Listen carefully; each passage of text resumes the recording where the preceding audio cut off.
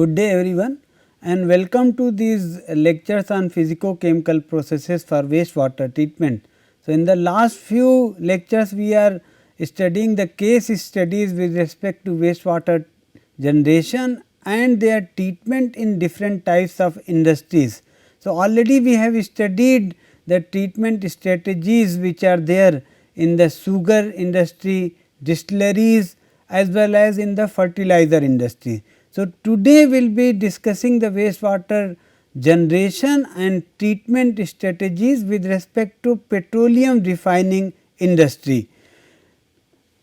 Now, any country requires lot of fuels for everyday use and these fuels are used in industrial application, lot of commercial application including the railways, buses etc., and also lot of domestic purposes as well. Now, without the fuels any economy cannot survive. So, the backbone of any economy nowadays is the crude oil and its various products which are obtained after its treatment or its conversion or processing in the refineries. So, refineries provide the different types of fuels for everyday use. Also they provide lot of chemicals which are further used in the petrochemical plants, and that petrochemical complexes convert those chemicals into lot of products which we use in our daily uses. So, all these include like clothes, lot of plastics. So, all those materials are obtained from crude oil only. So, after crude oil the petroleum refinery converts these things into various types of products. So, the in short the petroleum refinery is the basic backbone on which whole of the country survives or grows, and without that the growth of any country is not possible nowadays. So, now in any refinery the crude oil is processed in the crude distillation unit consisting of two distillation columns. Basically one is called atmospheric distillation column and another is called vacuum distillation column. So, in these distillation columns the crude is processed and we get lot of products. So, the first column is called the atmospheric column which operates at atmospheric pressure, and the products which are obtained include from, if we consider from the top, so they will include methane, okay, and then lot of ethane, ethene depending upon various types of products. So, ethane, LPG, naphtha or gasoline, aviation fuels, turbine fuels or kerosene and high speed diesel. So, these are the basic products which are obtained from the atmospheric column itself.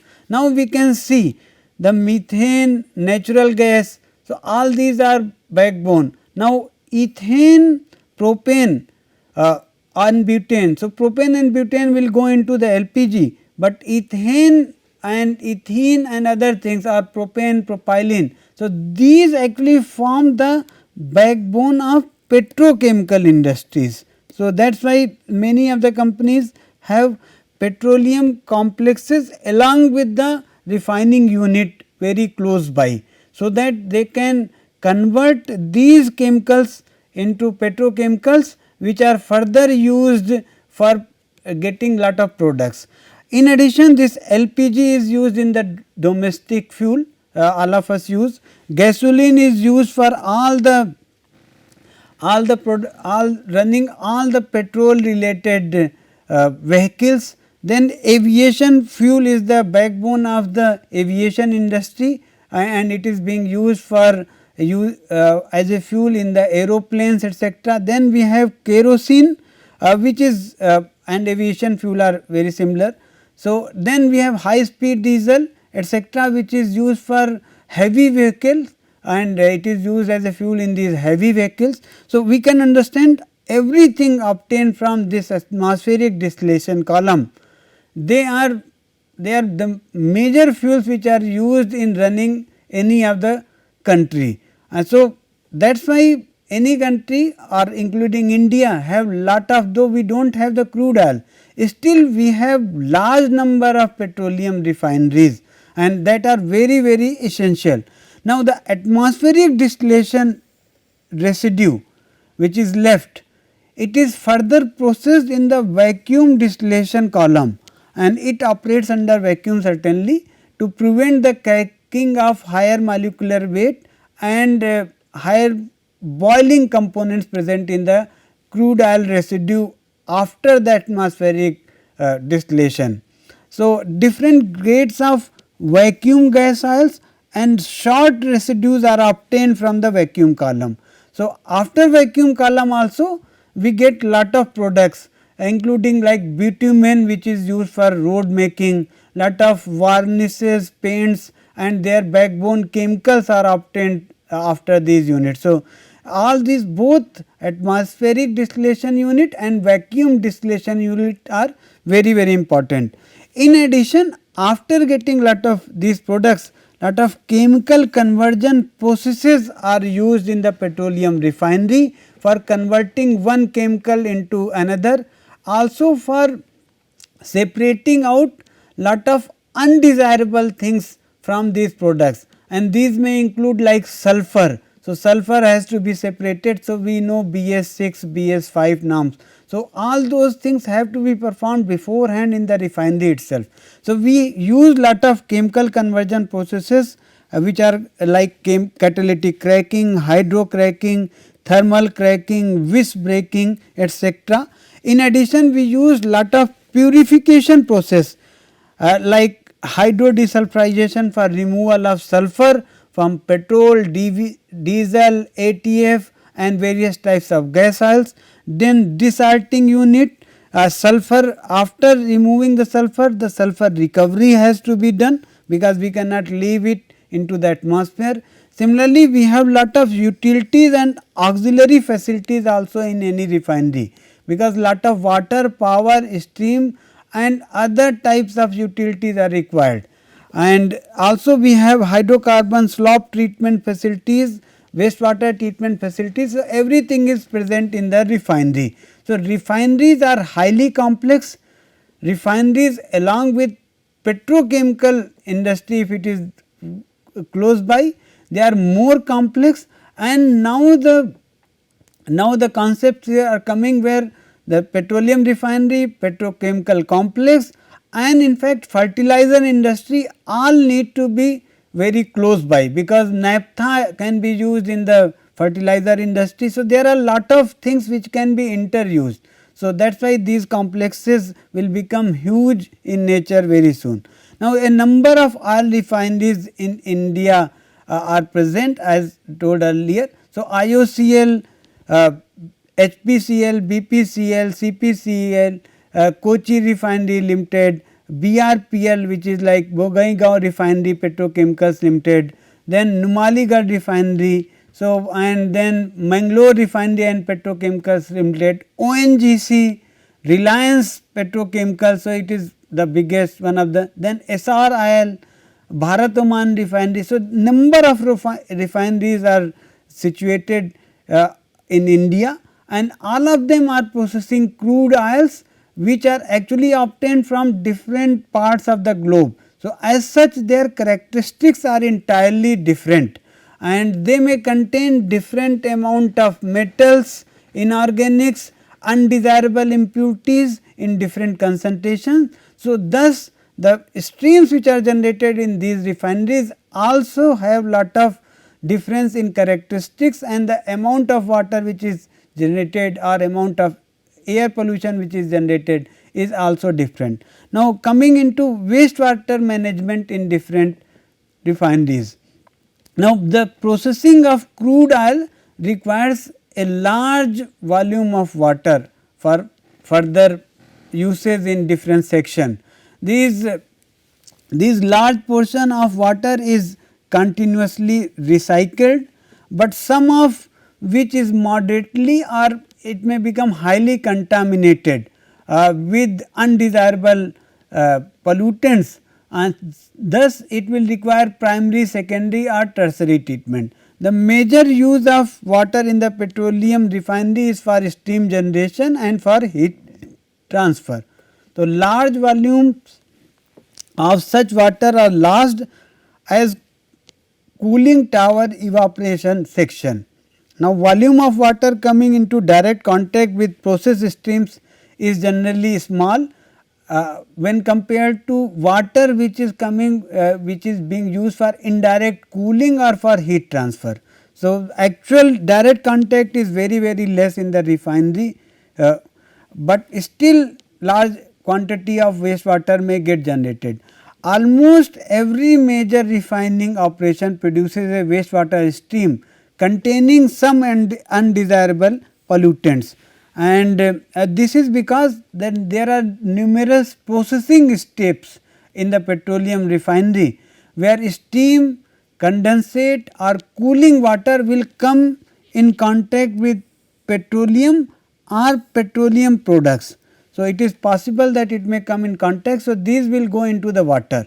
Now, wastewater generation points are enormous, a large number of leaks and spills are possible, and from which these contacts are there, and eventually this water will drain into the refinery sewer system or refinery water collection system, wastewater collection system. Also, the storm water runoff from contaminated process areas will contain significant source of wastewater, because these petroleum and petroleum products will get mixed up with this storm water. So, that is possible. Now, the petroleum refinery wastewater will vary in quantity as well as quality from refinery to refinery, and because these refineries are highly complex, depending upon that what type of product, what type of crude oil they are processing, what type of product they are desiring. So, they may have different intermediate processes. So, that varies from refinery to refinery. So, that is why the petroleum refinery wastewater also varies in quantity and quality. Now, the water use, quality and quantity of wastewater generated from a petroleum refinery is dependent upon the production features of that particular refinery and the number of qualitative points which are discussed here. So, a number of qualitative points may be there which upon which the quality and quantity will be dependent. The production features may include refining throughput, that what is the capacity of that refinery, and its breakdown between that how much is being processed in the atmospheric and vacuum distillation unit. Also the how much is being processed in the thermal process units. These includes vis breaking and coking, and also in the catalytic units like FCC and hydrocracking. So, and also the throughput of the lube plants which is there in the refinery. So, these production features are very important. General characteristics of the crudes that are being processed, like what is its API gravity, what is the sulfur content, paraffinic and naphthenic acid content in the water and all in the crude, and also what is the asphaltene content of the crude. So, all these the crude oil characteristics they also differentiate. In the plant itself we may be in the refinery lot of solvents are used. So, what type of solvent, whether it is NMP, furfural, any other solvent which is being used. So, depending upon the quantity and quality of type of solvent, the wastewater characteristics also may vary. Now, the water system features may include that what type of water it is being used in the refinery, whether it is once through like sea water or raw water it is being recirculated through cooling water system. So, depending upon this the water quality or wastewater quality may vary. The source of water and its characteristics such as dissolved solid content is another important aspect with respect to wastewater generation and its characteristic. Now, there are different types of different in the wastewater which is generated in the refinery. The pollutants which are coming, their sources may be different. So, this is being discussed here in these slides. So, from what are the sources of BOD, COD and oil. So, this is very important water quality parameter. So, from where it is coming. So, the chances are that it may come from the process wastewater, cooling tower blowdown, there may be drainage and runoff from the tanks section, then the ballast water may be there, spent caustic from the different treating units, that is one problematic area. Then lot of organic waste may go into the water. So, that will constitute BOD, COD and oil. Now, lot of phenolics and sulphides are present in the petroleum refinery wastewater, and the sources are from process wastewater from the cracking unit.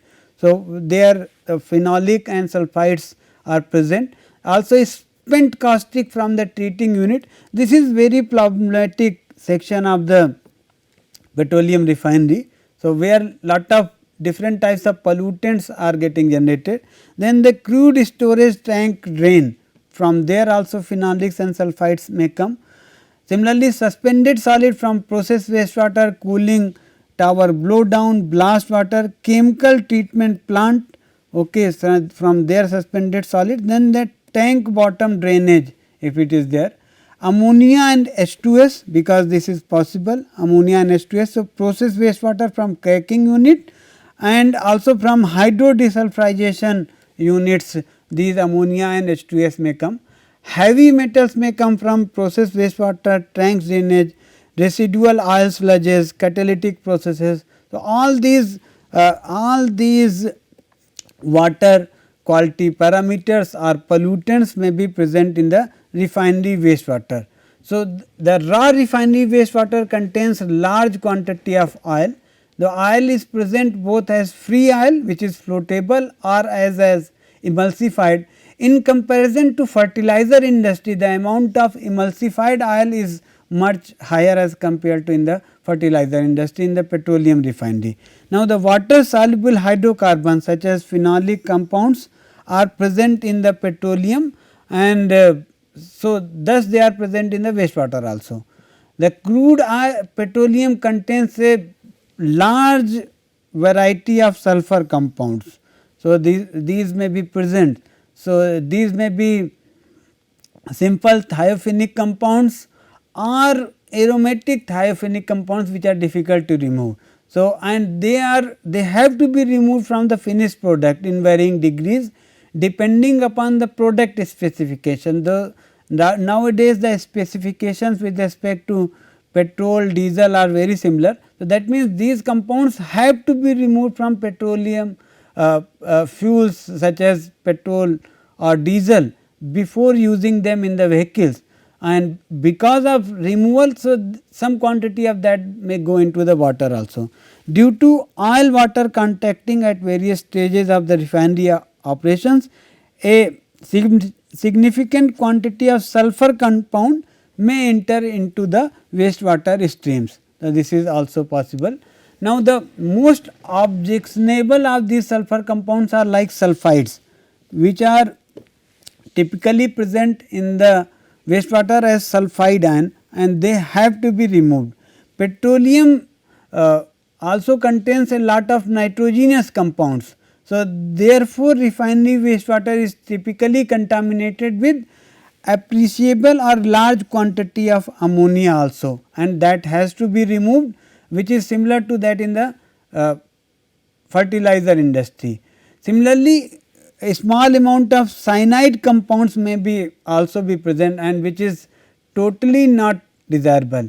Now, these type of nitrile or cyanide compounds, so acetonitrile, acrylonitrile, all of them may be present in the water, and these presence of these compounds make the water highly toxic. So, they must be removed from the refinery wastewater.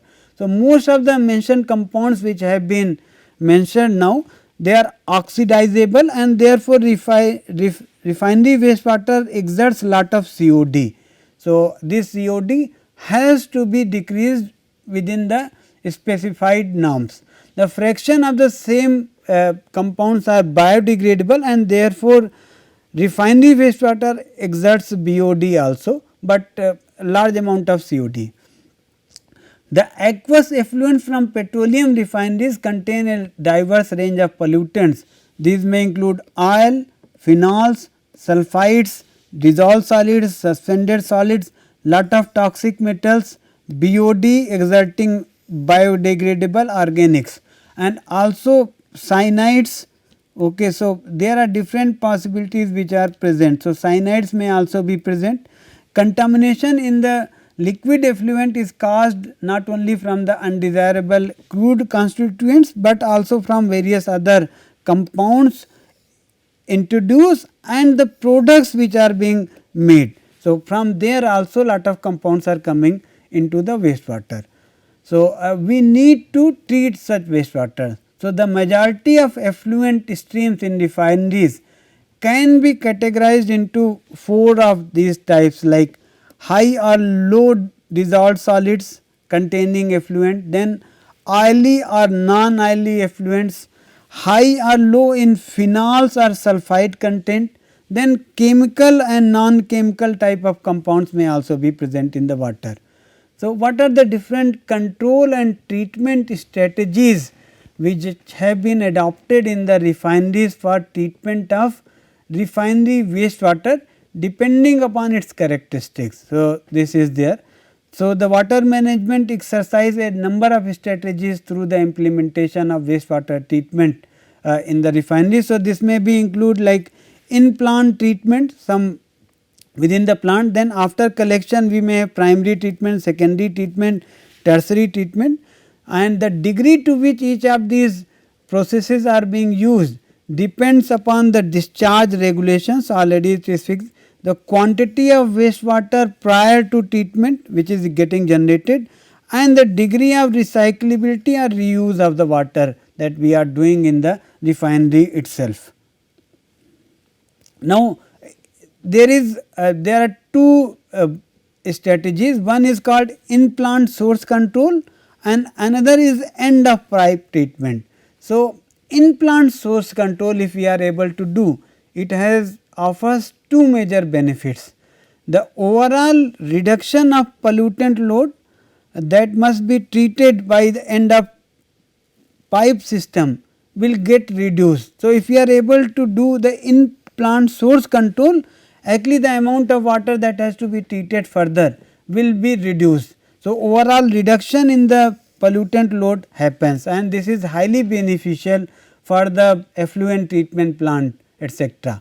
Also, if we are performing this, the reduction or elimination of a particular pollutant parameter can be done before dilution in the main wastewater stream. So, if any high quantity of any pollutant is coming from only a single source, so if we can perform treatment there itself, so that means we can remove that pollutant. Now, if we are not doing this, that pollutant will get mixed with other types of other large quantity of wastewater from different section. So, it will be very difficult to remove such pollutant. So, this is possible via using the in plant source control strategy. So, this is there. Now, there are certain MINAS standards for oil refineries have been given as for other industries, and they are based upon following broad treatment schemes by the refineries. So, we may have primary oil separation method, then secondary oil separation including sulfide removal, then we have biological treatment, tertiary treatment, and then advanced oxidation processes may also be applied for the treatment. So, any of all these options may be used for the treatment depending upon the amount of wastewater being generated and the characteristics of the wastewater being generated. Now, the control strategies, what are the different prevailing control strategies? So, the shore water stripper is used to reduce the sulfide and ammonia concentrations entering the treatment plant. So, this is there. So, if it is done, so it is elimination of once through barometric condenser water. So, this is done. this eliminates this. Now, segregation of sewers, so that the unpolluted storm runoff and once through cooling waters are not treated normally with the process and other polluted. So, we should have a segregation of different water streams within the treatment strategy, so that we can control the amount of wastewater generated and the characteristics of the wastewater being generated. The end of treatment may comprise of primary oil separation, secondary oil separation, already we have discussed. So, we will discuss them more in detail. Now, many refineries have already installed this activated carbon filters, this is called ACF. So, ACF process uses lot of granular activated carbon to absorb the pollutant from the wastewater, and the adsorption is a function of molecular size and polarity of the adsorbed substance. So, the activated carbon will adsorb large organic molecules that are non-polar. So, ACF unit is followed by follows a solid removal process, usually a sand filter. So, we will be discussing this in next few slides, which prevents plugging of the carbon. So, a sand filter may be used before ACF unit, and ACF has been proven a flexible method for tertiary treatment. Now, what are the different physico-chemical treatment in the refineries? So, there are two types of physico-chemical processes, and those that reduce the volume of water to be disposed. So, these may be evaporation technologies and membrane, because the water which is obtained, the treated water which is obtained after this will be much lesser as compared to the water which goes into this system. So, these are energy intensive units. Then there is another type of physico-chemical process that reduces the concentration of pollutant, but the amount of water generated is virtually same. So, this is activated carbon filters etc. So, that is there. Now, the processes available for refinery spent caustic treatment, because this is one of the challenging streams within the refinery. So, this is stripping. So, we can go for acidification followed by stripping, then oxidation using any of these technique or any other technique. So, this includes air oxidation, oxidation with hydrogen peroxide, or oxidation with ozone permanganate chlorine, or catalytic wet air oxidation has also been being tested or is being some places. So, that is called catalytic wet air oxidation. So, this technique is also being used in many places. Precipitation using chlorinated copperas or FeCl3, that is possible, and then incineration. So, this is the strategy which is adopted for spent caustic treatment, which is there in the. Now, some of the typical refinery wastewater treatment strategies are discussed here. So, here we can see the refinery wastewater is coming. So, we may have primary oil water separation unit, which will remove the oil and from the water. Then we may have secondary oil water separation unit, again sludge and oil will be separated out. So, oil will be going to the stop. After that, we have equalization basin, followed by biological treatment, clarification, tertiary treatment, and AOPs etc. So, this is there. Now, some of the basic operations are discussed here. So, we may have a desalter effluent. So, before going into the oil water separation unit, so this is there. So, we have oil skimmer is at the top, and this is a floating roof which is there. So, which is actually helps in separating oil from the water. So, oil skims, they go to the slopes, then the water which is treated, it goes for further treatment, and the sludge which is getting generated here, that goes for sludge treatment further. So, this is the desalter oil water separation unit. Then we can have a powdered activated carbon treatment system within the refinery premises. So, wastewater after the equalization basin is here, and carbon from. So, we have this is powdered activated carbon, we may have a granular activated carbon bed, we may have powdered activated carbon bed. So, here powdered activated carbon bed is used, and in this particular unit. So, we have this is getting mixed here. Now, along with that air is also being blown, and here the separation of pollutant or adsorption of pollutant happens along with some oxidation also, and after that we have a gravity clarifier from which this powdered activated carbon goes, and it goes for the carbon regeneration depending upon the requirement, and this recycled carbon is further used here. So, this is possible, and depending upon the requirement it will go back into the aeration unit. So, this is called powdered activated carbon treatment system. Now, then there can be a chemical oxidation system as well. So, feed from the feed tank, it is going into this reactor. So, oxidant which is already prepared, that may be added to this feed, and here the treatment oxidation happens in the reactor. The temperature, pressure, etc. will depend, and also if we are using catalyst or not. So, this will also be dependent upon the requirement. Now, after that some pH adjustment is done using the caustic, and the effluent may be treated further or may be discharged as per the things. Now, effluent can also be treated in the microfiltration or ultrafiltration and reverse osmosis unit in the petroleum refinery. So, the refinery effluent is first passed through sand or media filter. So, this is there, and after that it is passed through the granular activated carbon. So, remember this is different than the powder activated carbon. So, here many of the pollutants will get adsorbed. After that it goes into the feed tank, and from the feed tank it goes into the microfiltration or ultrafiltration modules. So, this will depend upon the requirement, how many modules are there, whether it is microfiltration or ultrafiltration.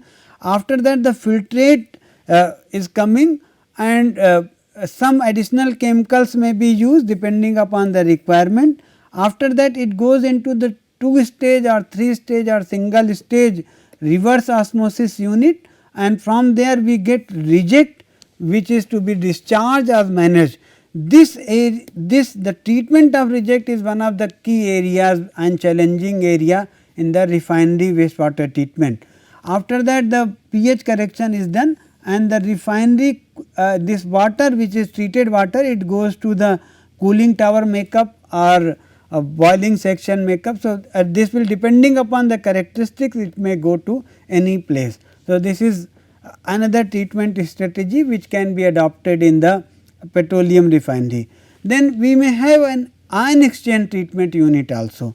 So, here the refinery effluent is coming, it goes into the sand filter as earlier. After that some chemical addition is being done, and it goes into the granular activated carbon, followed by cation, strong acid cation exchange resin, this column is there, and then after that base anion exchange resin. So, it may there, and after that it may be reused in the refinery, and the sometimes we may have regeneration waste, because a number of such beds will be there, it is not only single has been shown. So, each of the bed may be 3, 4 depending upon the requirement, the amount of water to be treated. So, how many are in operation during a treatment, because for all these types of beds their regeneration is also important. So, we always have a multiple beds in parallel where the operation may go on. So, after that further neutralized waste, because the waste from here, the regenerated waste are during neutralization or regeneration waste which is coming, it will go into this waste neutralization sump, and after neutralization it will be recycled back and treated again. So, this is there. After treatment certain norms have been set for the petroleum oil refineries, and these are continuously changing. So, the norms are like here. So, like pH has to be between 6 to 8.5, oil and grease 5 milligram per liter or less, BOD 3 days 15 milligram per liter or less, COD 125.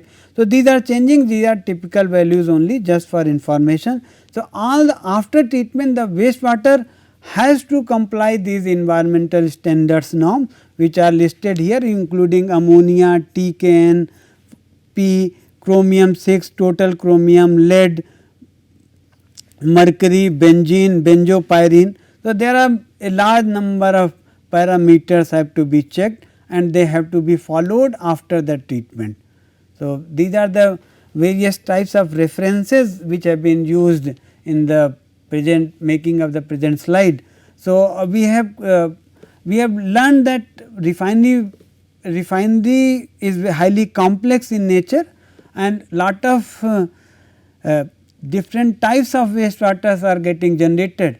Their characteristics and their quantity will vary depending upon the crude oil being processed, what is the characteristics of the crude oil, what type of product is being made in that particular refinery, what are the production strategies and what are the treatment strategies which are there. So, after wastewater generation these wastewater has to be treated and we can adopt a number of strategies for treatment of such wastewater, and we try to learn a little bit about the treatment.